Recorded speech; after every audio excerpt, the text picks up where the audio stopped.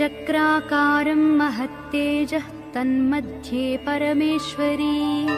जगन्माता जीवधात्री नारायणी परमेश्वरी व्यूहतेजोमयी ब्रह्मानन्दिनी हरिसुन्दरी पाशाङ्कुशेक्षुकोदण्डपद्ममालालसत्करा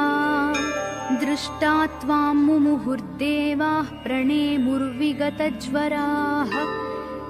तुष्णुवुः श्रीमहालक्ष्मीं ललितां वैष्णवीं पराम् श्रीदेवाः उवाच जय लक्ष्मी जगन्मातः जय लक्ष्मी परात्परे जय कल्याणनिलये जय सर्वकलात्मिके जय ब्राह्मी महालक्ष्मी ब्रह्मात्मिके परात्मिके जय नारायणि शान्ते जय श्रीललिते रमे जय श्रीविजये देवीश्वरि श्रीदे जयर्धिधे